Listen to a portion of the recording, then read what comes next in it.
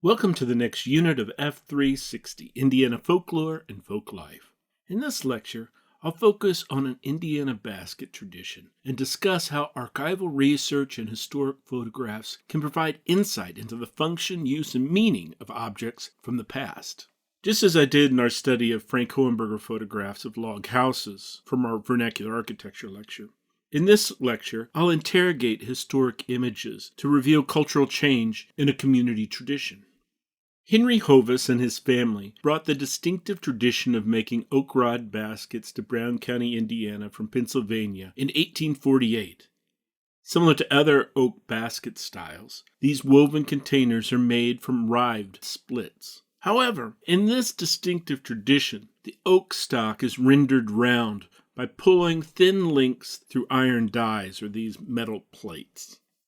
These round rods look similar to the willow used to make some baskets, but have the advantage of being stronger and more durable. In addition, oak rods can be produced from longer stock than willow grows, which makes weaving faster and more uniform. While white oak remains one of the most common materials used in making baskets in the eastern United States, the labor-intensive tradition of making oak rod baskets is now very uncommon. In fact, I have a feeling there's probably fewer than a handful of people that know how to do this in the whole country.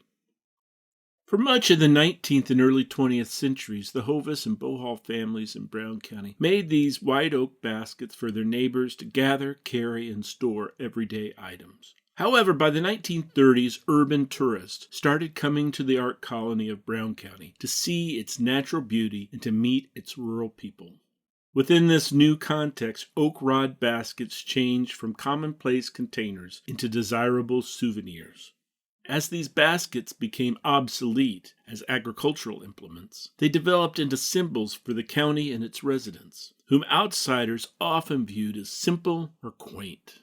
While tourism prolonged the tradition of making baskets for a while, by the 1980s, the weaving of oak rod baskets had disappeared completely in Brown County. The historical transition of this tradition is absent from any written histories. However, by using historic photographs, we can study the shifts in the kind of uses and meanings of these objects. Looking at old photographs from Brown County, one can observe some of the early everyday uses of these woven containers. Large bushel baskets were used to store corn. Smaller ones were carried to the woods to gather hickory nuts, while other folks used these sturdy baskets to carry food to church dinners and family gatherings, or perhaps to the market. Images from the 1930s and later show the transformation of these baskets from an everyday use object to a kind of ready-made antique or art object. In the early 20th century, many began to view the residents of Brown County as an isolated remnant of Indiana's pioneer settlers. As anti-modern sentiments increased in the state, oak rod baskets became an icon of a vanishing way of life. Photojournalist Frank Hohenberger promoted this nostalgic view of Brown County in his weekly Indianapolis Star column, Down in the Hills of Brown. His images of rural practices such as weaving and broom making and fiddling fueled interest in local handicrafts and traditional music, but especially in the making of oak rod baskets.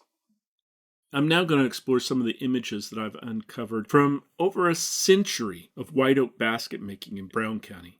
I contend that if you look closely at these images, they can tell the story of this traditional craft and how it changed over time and passed out of existence.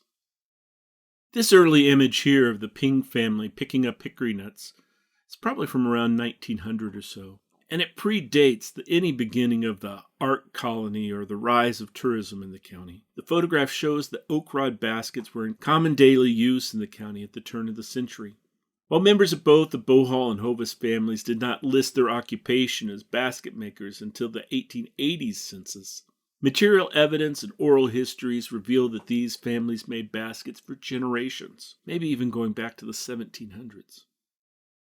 Studying historic photographs shows the variety of everyday uses of these baskets. Most of the images, however, show them as agricultural tools or tourist crafts. But this image here, from the 19-teens probably, maybe a little bit earlier, shows one under the table at Mr. Mabe's birthday party near the small community of Stonehead. Apparently, locals used these baskets to carry food to the dinner showing that these baskets had a domestic use to them as well. Perhaps laundry baskets, waste baskets, any type of receptacle that you needed, they probably made baskets for. Early in the 20th century, urban outsiders began to view these baskets as symbols of a passing agricultural way of life in the state, a way of life that they thought Brown County epitomized. In this image, Brown County resident Venie Schrock is dressed as the once popular syndicated cartoon character from Brown County, Abe Martin. Schrock is surrounded by several out-of-date things: a rope bed, spinning wheel, a yoke for oxen. In addition, a small rod basket hangs conspicuously in the upper corner of the image. The basket was just one of several objects deployed as material proof that Brown County was a stronghold of the past and an otherworldly place peopled by curious country folk.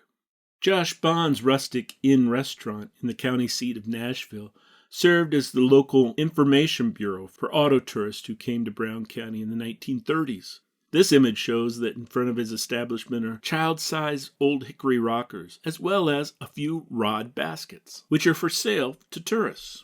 This was perhaps the first wave of local craft marketing that took place in the county, an economic development strategy that would be revived repeatedly throughout the following decades.